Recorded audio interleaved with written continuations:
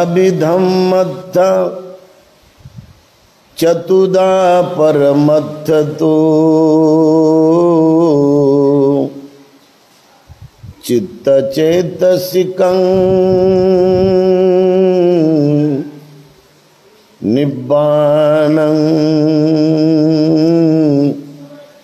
रूप निब्बानं धम्मदेसेति।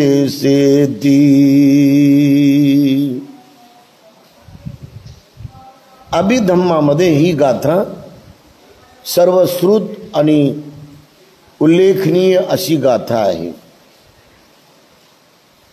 अभिधम्माचा मूळ ढांचा जो आहे तो चित्त, चैतसिक, रूप आणि निब्बाण आहे। चित्तांचं वर्णन विस्तारित सम्यक संबुद्धाने धम्मामध्ये केलेलं आहे। हा प्रथम भाग अत्यंत महत्त्वाचा आहे। कोणत्याही माणसाचं चित्त हे सतत फिरत राहतं। चित्त माणसाला नेहमी सूचित करतं, चित्त माणसाला नेहमी आदेश करतं। चित्तामध्ये आल्याशिवाय मनुष्य कोणतंही काम करत नाही। आरंभ चित्तातून होतो।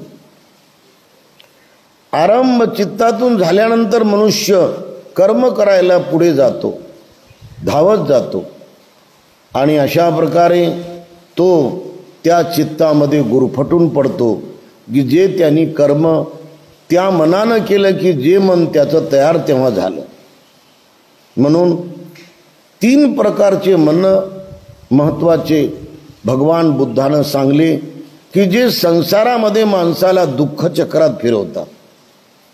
पहिलं मन रागमूलक चित्त, दुसरं द्वेषमूलक चित्त आणि तिसरं लोभमूलक चित्त। हे तीनही चित्त संसारामध्ये एकसारखं चक्कर भवचक्करमध्ये ते वारंवार मनुष्याचं मन हे घुटमळून गुतून अनंत जन्माच्या दुःखाला ते वाढवते। किंबहुना वाढवतच नाही, त्याचं ते पक्क बंधन बनवते।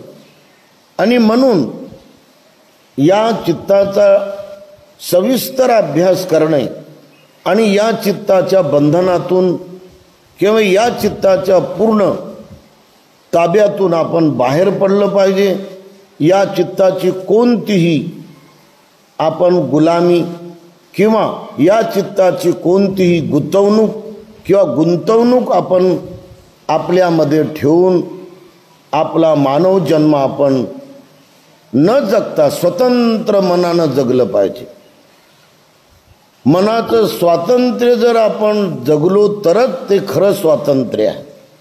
नाही तर कोणत्याही चित्ताच्या आहारी आपण गेलो आणि त्या चित्तामध्ये अडकलो तर मग त्या चित्ताची धारण केलेली ती विषय वासना आपल्याला गुलामी टाकू लागली की नाही, त्या विषयामध्ये आपण गुलाम आहोत की जो विषय आपल्याला जन्मानुजन्म गुंतून टाकत असतो।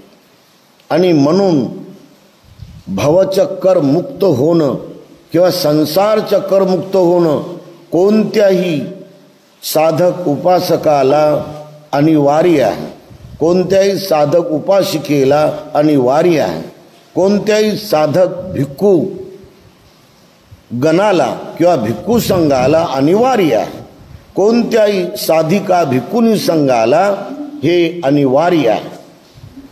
म्हणून भगवान बुद्धांनी या चित्तातून कसं मुक्त व्हावं किंवा या चित्ताचे भवबंधन संसार बंधन कसे उकलून आपण त्याला बाजूला करावं, मुळात सगळं त्याला काढून टाकावं, हे मात्र वर्णन बुद्धाच्या अभिधम्मामध्ये करण्यात आलेलं आहे।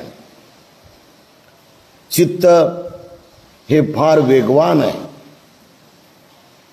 या चित्तासारखा जगात कोणत्याही साधनाचा किंवा यंत्राचा वेग नाही। एवढं मोठं अफाट वेगानं पळणारं धावणारं आणि एक सारखं पूर्णपणे विचरण करणारं चित्त